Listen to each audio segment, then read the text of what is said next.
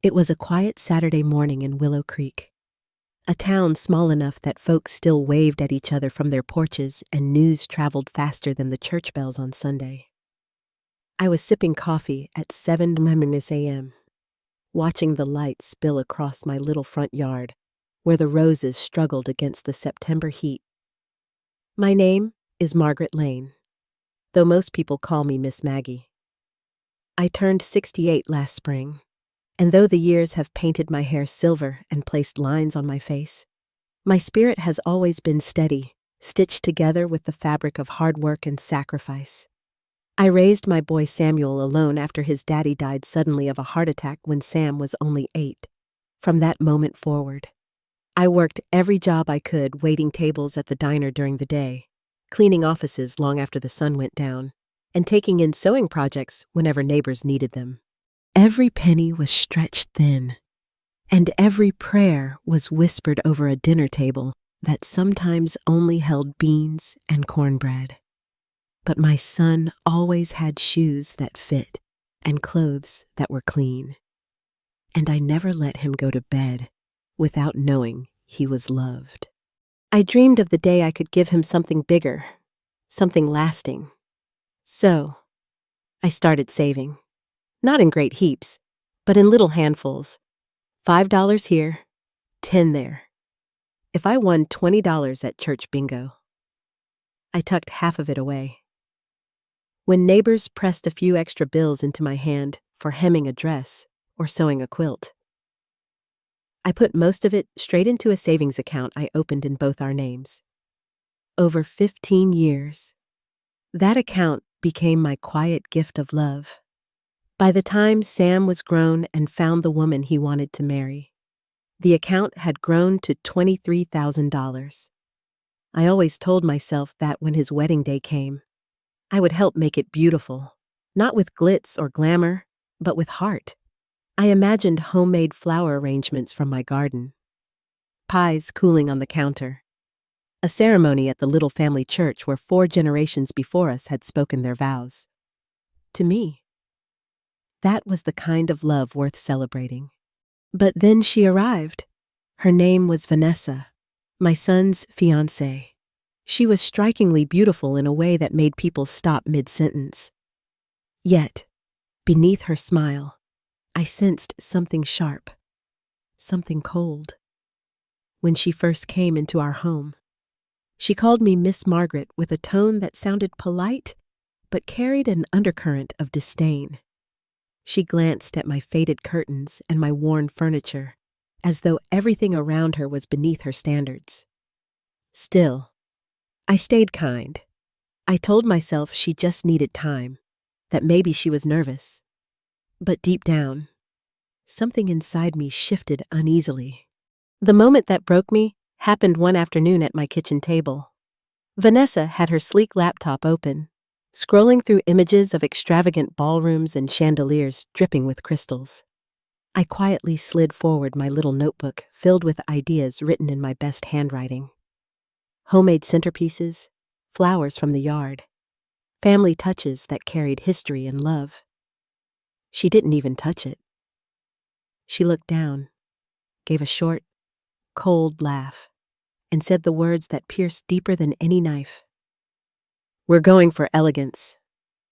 Margaret, maybe you should just stay in your lane."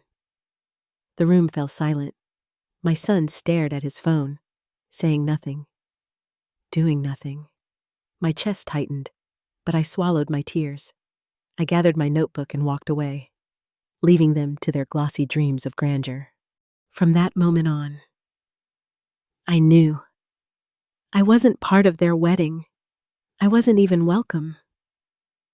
I tried to brush it off, telling myself she was just stressed, that she didn't mean it. But the silence grew louder. Weeks later, I saw their wedding program draft lying on the counter. My name wasn't on it, not as mother of the groom, not in the thank you section. Nowhere. I had been erased, as though I had never existed.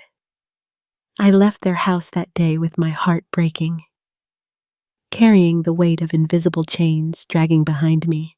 Then came the discovery. My great niece, Emily, sharp as a blade and tender-hearted, stopped by one afternoon and noticed my tears. She pressed me to share the truth, so I told her everything. She asked me if I still had access to that savings account. I hesitated, then admitted I did, with steady hands. She helped me log in. What appeared on that phone screen made my blood run cold.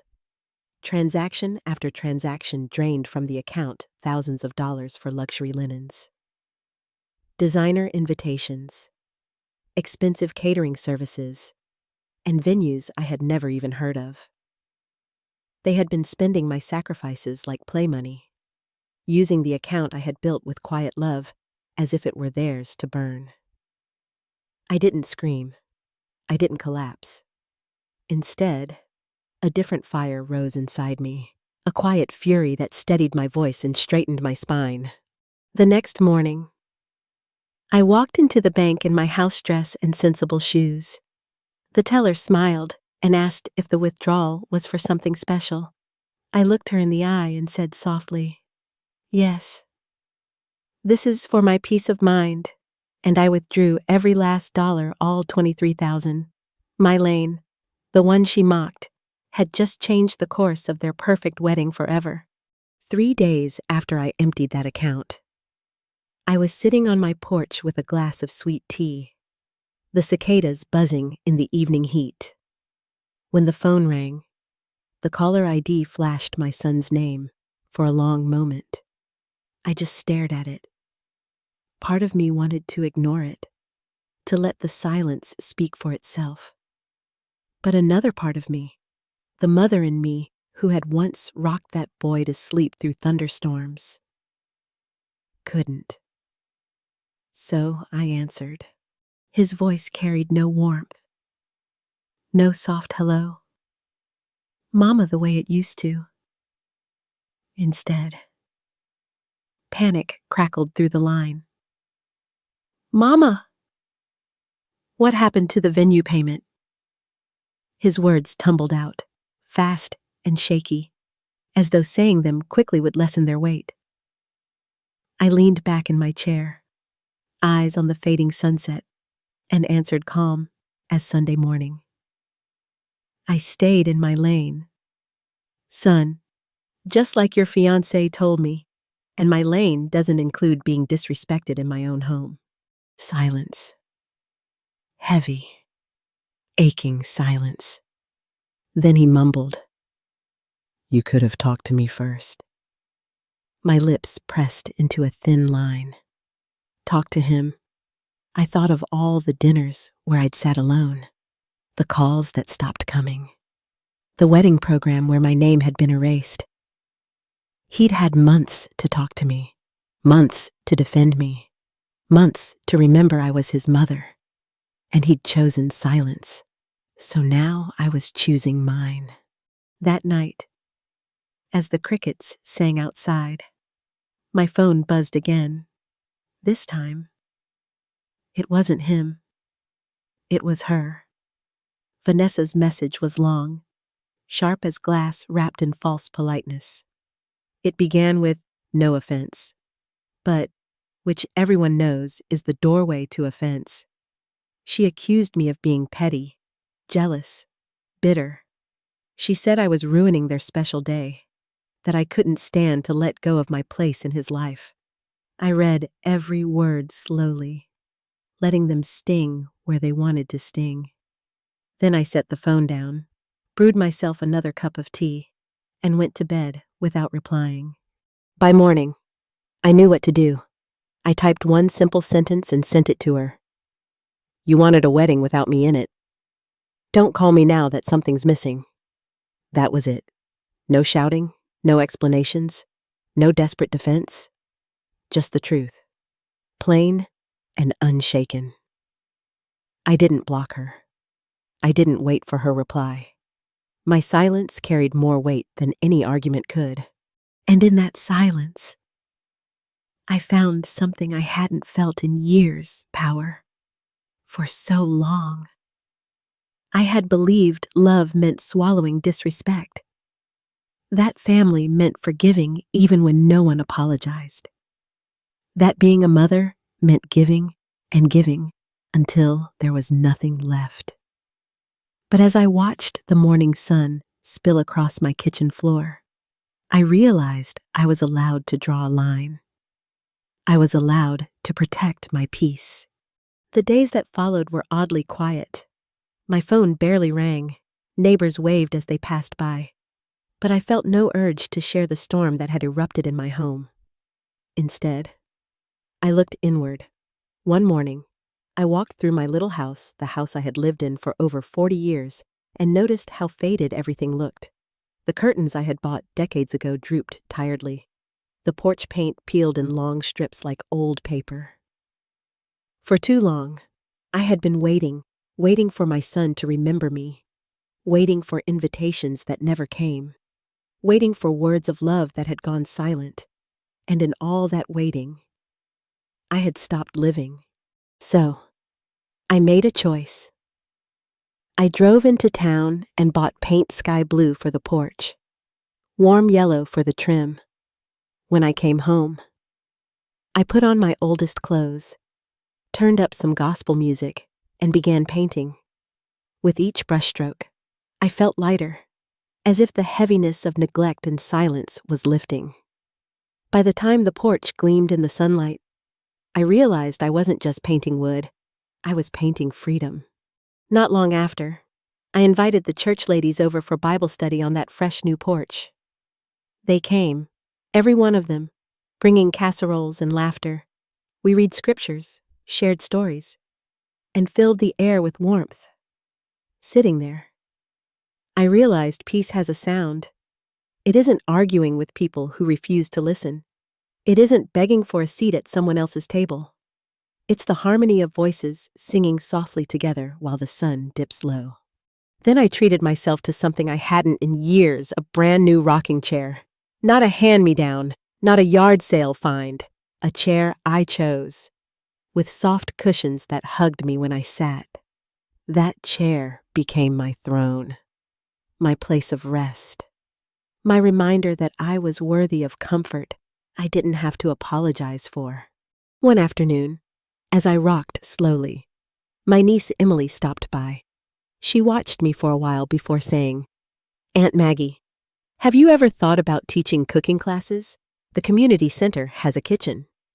You could show folks how to make all those recipes you've been perfecting your whole life." My first instinct was to laugh it off. Teach. But then I thought about all the times I'd fed my boy. The pies baked with love, the cornbread that always came out golden. Food had never been just food in my house. It had been love, memory, connection. Maybe, just maybe, I could pass that on. On the first day of class at the community center, I stood in front of the mirror longer than usual, not because I doubted myself, but because I wanted to feel like the woman I was becoming. I put on my royal blue dress, the one that always made my eyes shine brighter. I clasped my grandmother's pearl necklace around my neck, a piece of family history that had outlasted disappointment and heartache. Then I slipped into my best shoes, the ones that made me stand tall, and drove to the community center with my heart beating steady. When I walked into that kitchen, the smell of flour and yeast already in the air, I didn't feel like a forgotten mother anymore. I felt like a teacher, a guide, someone with something valuable to share. The young women and men gathered around, notebooks in hand, eyes full of curiosity. I showed them how to knead dough with patience, how to cut biscuits with love, how to season cornbread so it tasted like home, and with every laugh, every mmm as they tasted the food, I felt the pieces of myself knitting back together. That class became a weekly ritual. We cooked, we talked, we shared stories that went deeper than recipes. They told me about their struggles working 2 jobs, raising babies on their own, feeling invisible in a world that demanded too much. And I told them mine, not the details of betrayal, not the wounds of my son's silence, but the truth that no one is too old to start over. No one is too broken to create something new. Each week, I left lighter, and each week, I realized I was more than the role someone else had tried to push me into. By the time fall arrived and the leaves turned golden and crisp, my little life had blossomed into something I hadn't expected. My porch gleamed, my chair rocked steady, and my kitchen smelled of cinnamon and laughter. Peace wasn't just a word anymore, it was a daily practice. Then one cool evening, as the air grew sharp with the promise of winter, a car pulled slowly into my driveway. My rocking chair creaked gently as I leaned forward to see who it was. The headlights cut across the yard, and when the engine shut off, my heart clenched. It was my son. Alone, no fiancé beside him, no ring glinting on his hand, just him, standing small at the edge of the driveway like a boy unsure if he was welcome. He lingered at the bottom of the steps, staring at the boards I had painted sky blue. His shoulders sagged. His eyes carried something heavy. I didn't say a word. I just kept rocking, letting him make the first move. After a long pause, he climbed the steps and sat down, not beside me, but at the edge of the porch. His eyes searched the yard, the trees, the ground, anywhere but me.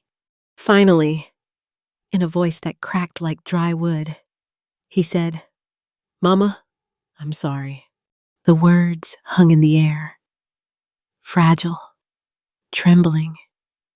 Not enough to fix everything, but enough to make my heart ache. I didn't jump up. I didn't wrap him in my arms. I simply asked, "What are you sorry for?" He swallowed hard, his hands twisting together. "For letting her treat you like that, for not standing up for you, for letting your name disappear like you didn't matter." His voice broke on the last word, and I could see in his eyes the weight of regret pressing him down. We sat there in silence for a while, the kind of silence that isn't empty but full of things unsaid. Then he added, "I'm not here for money. Mama, I miss you." For the first time in months, I really looked at him. Not the man who had forgotten me, but the boy I had raised, carrying the broken pieces of his pride in his hands. He was still my son, but different now, carved by lessons he hadn't wanted but needed to learn. I nodded slowly, my voice steady. "I hear you, baby. But you need to hear me too. Sorry without change is just noise, and I've heard enough noise to last a lifetime." His eyes brimmed with tears, though he blinked them away. He didn't argue. He didn't plead. He just sat there, shoulders hunched, like a man who finally understood the cost of silence. I reached over and took his hand, not tightly, not desperately, but gently, the way I used to when he was small. We sat like that until the chill of evening wrapped around us, before he left. I hugged him, holding him close like I had during thunderstorms long ago, but I didn't invite him inside. Some doors, I knew, needed time to open again. Forgiveness wasn't the same as forgetting. Love wasn't the same as letting people walk all over your peace. And though my heart still longed for the boy I once raised, The woman I had become was not going to shrink herself down to fit inside someone else's silence ever again. In the weeks that followed his visit, I thought often about the man who had stood on my porch that autumn evening. My son, once so full of pride and surety, had looked smaller, softer, humbled. I could see that life had finally shown him what I had tried to teach him all along. Love without respect is no love at all. Still, I didn't chase after him. I didn't call, didn't press. For years, I had carried the weight of keeping every connection alive, of holding on no matter how tired my hands became. Now, I let go. If he wanted to come back into my life, it would have to be on terms that honored both of us. I turned my attention to what I could build instead of what I had lost. My cooking classes grew quickly, word spreading through town until people I didn't even know were asking to join. Young mothers wanted to learn how to stretch a meal when money was thin. College students wanted to master something beyond instant noodles. Even older folks came, eager to relearn the recipes they had forgotten in the rush of modern life. Each person carried their own story, their own scars, and I began to see the kitchen as more than a place for food. It was a sanctuary where people could heal through shared labor and laughter. One evening, after a class ended, a young woman named Tasha lingered. She had been quiet all night, following instructions with her head down. But when everyone else left, she turned to me with tears in her eyes. "Miss Maggie?" she whispered. "I didn't just come here to learn how to cook. I came here because I don't feel like I matter anywhere else." My heart broke because I knew that feeling too well. I reached out and took her hand, telling her gently, "You matter right here. You matter because you're breathing, because you're trying, because you walked through that door." She cried, and I held her. And in that moment, I realized that maybe the pain I had endured wasn't wasted. Maybe it had shaped me into someone who could reach others in their darkest moments. Life took on a new rhythm. Mornings on my porch with coffee, afternoons prepping for classes, evenings filled with laughter from my kitchen. The hurt was still there, but it no longer owned me. And yet, some nights, when the wind rattled the windows and the world grew quiet, I would think of the years I had spent saving, sacrificing, dreaming of that one wedding day. I thought of all the peanut butter sandwiches, all the cold nights with the heat turned low, all the times I had said no to myself so I could say yes to him. And I realized something important: love given freely is never wasted, even if it's misused. What matters is what that love built inside me: strength, resilience, the ability to stand tall even when others tried to shrink me. Around Thanksgiving, my son came again. He didn't bring gifts or excuses. He simply showed up, hat in hand, and asked if he could sit with me a while. I let him.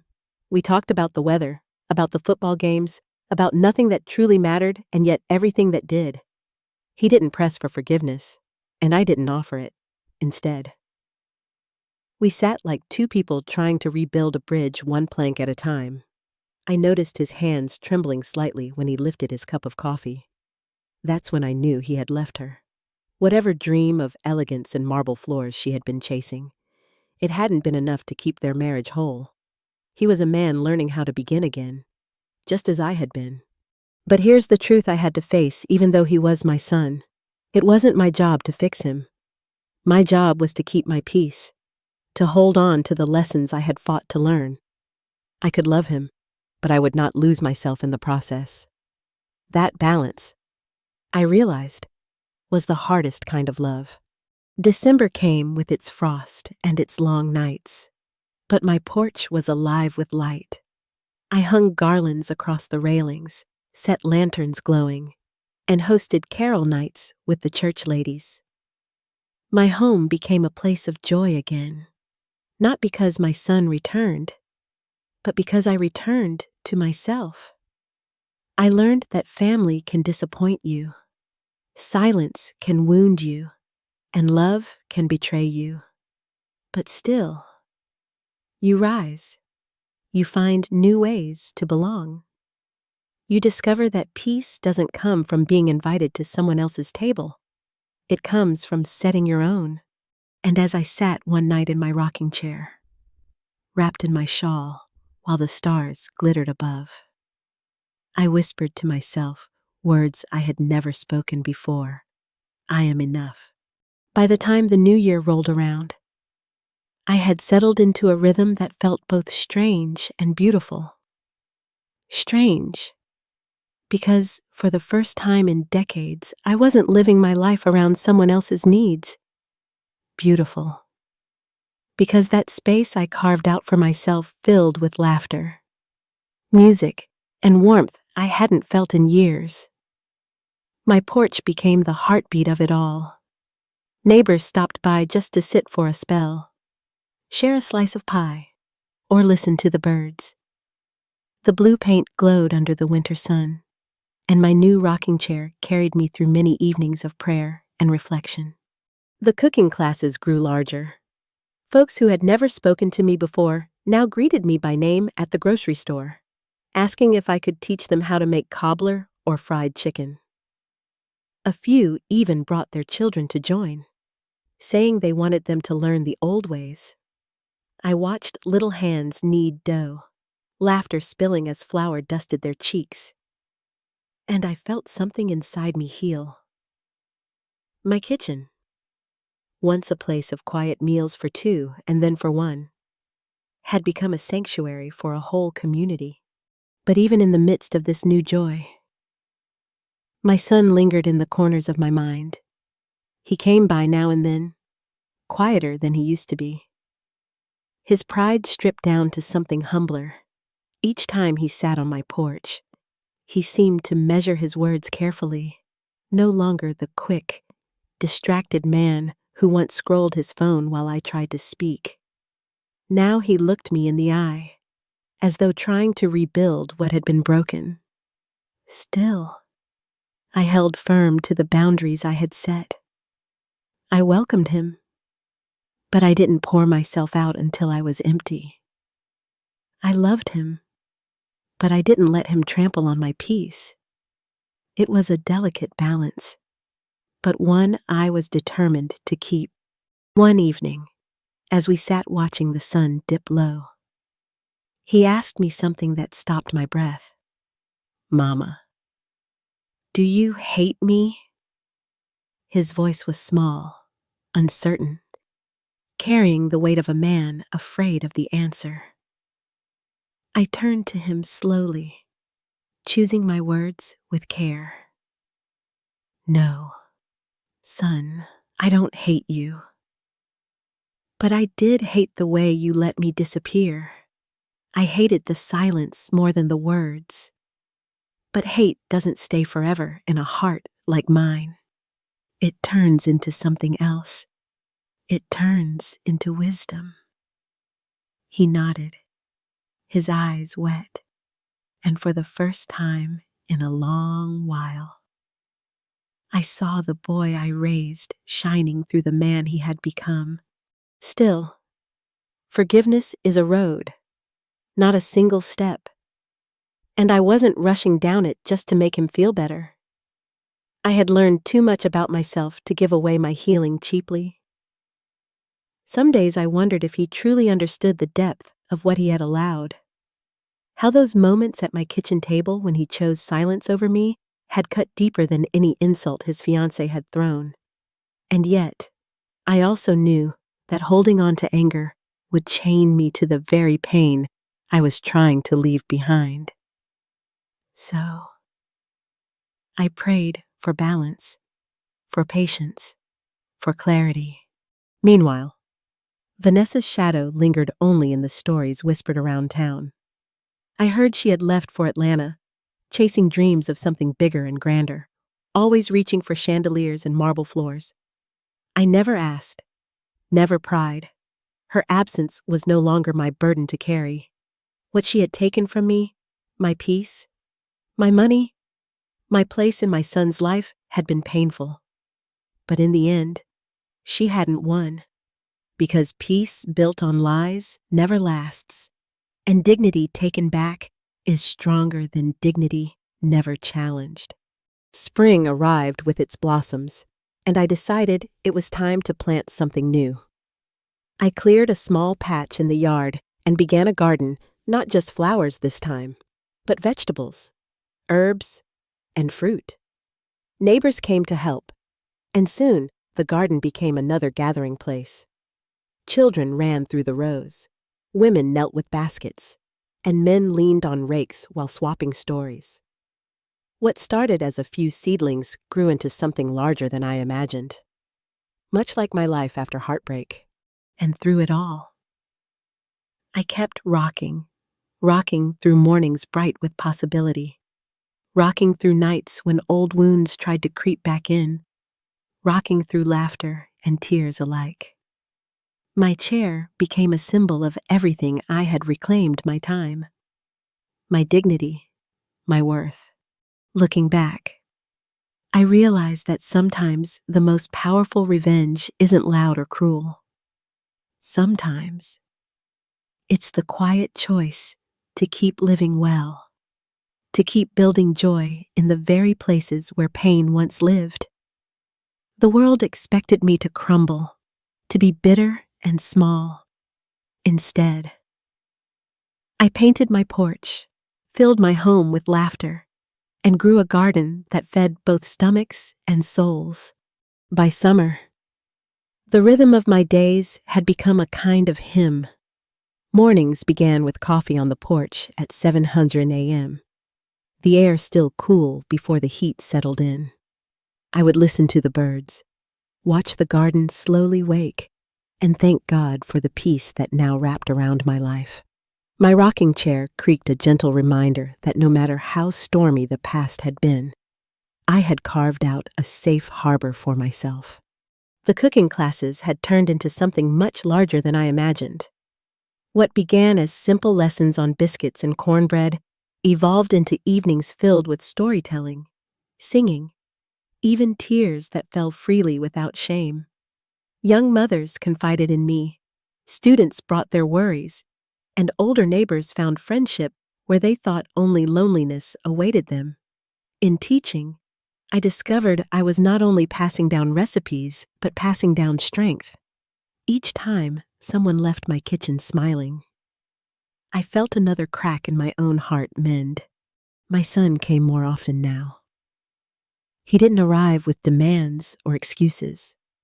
Sometimes he just showed up to help in the garden, pulling weeds or carrying baskets of vegetables. Other times, he'd sit quietly on the porch, not saying much, but simply being there. The distance between us didn't vanish overnight, but I could feel the gap narrowing, slowly, carefully. He no longer carried the arrogance of a man certain he knew better than his mother. Instead, he carried humility. And though his pride was bruised, it made room for honesty. One afternoon, as we shelled peas together, he finally asked the question I knew had been pressing on his heart. "Mama, do you think you'll ever forgive me?" His eyes didn't leave the bowl in his lap, hands moving nervously with each pod he snapped open. I sat quiet for a long moment, the only sound the steady rhythm of peas dropping into the metal bowl. At last, I answered, "Forgiveness isn't a gift I give you. Son, It's a gift I give myself, and I've been walking that road one step at a time. Some days, I'm further along than others, but I reckon if you keep showing me you've changed, I'll get there. He nodded, his shoulders sagging with both relief and sorrow.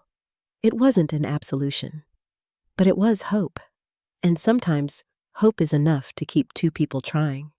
I didn't forget the betrayal, and I didn't erase the hurt, but I learned that forgiveness doesn't mean pretending the wound never happened. It means refusing to let the wound define you. It means saying, yes, this scar is part of me, but so is my strength, my joy, my peace. By autumn, the leaves turned golden again, and my porch was once more filled with the sound of family. Not the family I had dreamed of, but the family I had chosen and built: nieces, neighbors, church sisters, and students who had become like children to me. We laughed, ate homemade pies, and sang hymns into the cool night air. My son sat among them, quieter than most, but present, and for me, that was enough. One evening, after everyone left, he lingered. He stood at the porch railing, hands in his pockets, staring at the stars. "Mama," he said softly, "thank you for not giving up on me." My throat tightened. I didn't answer right away, just rocked in my chair, listening to the crickets. "Finally," I said. I thought about it, baby. I thought about giving up when the silence felt heavier than love. But then I remembered you're still my boy. And sometimes a mother doesn't hold on with both hands. Sometimes she just sits still and waits and lets her child find his way back. He looked at me then, eyes shining. And for the first time in a long time, I felt the bridge between us holding firm. What I had learned over those long, painful months was simple but powerful. You cannot force people to see your worth. You cannot beg them to treat you right. But you can draw a line. You can reclaim your peace. And you can keep living in a way that makes your dignity unshakable in the end. My greatest act of strength wasn't taking the money or canceling the wedding. My greatest act of strength was refusing to let their choices turn me bitter, refusing to shrink into the silence they tried to trap me in. And as I sat there that night, wrapped in my shawl with the cool breeze on my face, I whispered the truth to myself. They told me to stay in my lane, and I did. But they forgot that my lane was paved with sacrifice, with love, with grace, and when the road grew rough, I kept driving anyway. As winter settled in again, my home glowed with a different kind of light. Not chandeliers or marble floors, not designer flowers or fancy invitations, but the light of people who came together because they wanted to, not because they had to. My porch was strung with simple white lights, my table covered in quilts I had sewn years ago, and my rocking chair sat steady in its place like an old friend. And in that space, I found something more precious than any wedding reception or banquet hall could offer: peace. My son still came by. Not every day, not even every week, but when he did, I could see the effort in his eyes. He was trying, step by step, to rebuild what had been broken. And though I hadn't fully opened the door of my heart again, I left the porch light on for him, a small sign that love hadn't been extinguished.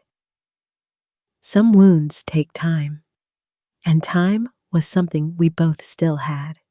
I often thought back to the day I walked into the bank in my house dress and withdrew every penny of that $23,000. People might have called it revenge, but I knew the truth. It wasn't about punishment. It was about reclaiming what was mine. My sacrifice, my love, my dignity. And in choosing silence over shouting, in choosing boundaries over bitterness, I discovered the quiet kind of strength that lasts a lifetime. Life had taught me lessons the hard way. It taught me that even those you love most can disappoint you. It taught me that silence can wound deeper than words. But it also taught me that you are never too old to start over, never too invisible to shine again, never too forgotten to matter. The world may try to push you aside, may try to erase your name from the program, but your worth is not defined by whether others choose to see it. Your worth is written in the life you build when no one else is looking. If you're listening to this and you've ever felt invisible in your own family, if you've ever been told you don't belong, let me tell you something I had to learn the hard way. Your value isn't measured by the invitations you receive or the applause you get when you walk into a room. Your value is measured by the way you carry yourself when the room falls silent. You are not invisible. You are not too much, and you are not finished. I learned that forgiveness doesn't mean opening your door wide to people who trample your peace. Forgiveness means loosening the grip of pain so you can keep walking forward. Boundaries are not walls, they are gates, and you have the right to decide who is allowed to walk through. So here I am, Margaret Lane, 68 years old, rocking on my porch in the house where I raised my boy, in the town where everyone knows my name. I was told to stay in my lane, and I did. But my lane was paved with sacrifice, prayer, and love, and when it grew bumpy, I kept driving anyway. That is the quietest revenge, and also the loudest lesson to live well, to live free, to live with dignity no one can take away. If this story touched something in your heart, don't keep it locked up inside. Share your story in the comments, 5 words or 5 paragraphs. It doesn't matter. Hit that like button if this reminded you of your own strength. Share it with someone who needs to know they still matter. And don't forget to subscribe. Because here, we don't stay quiet, we grow together.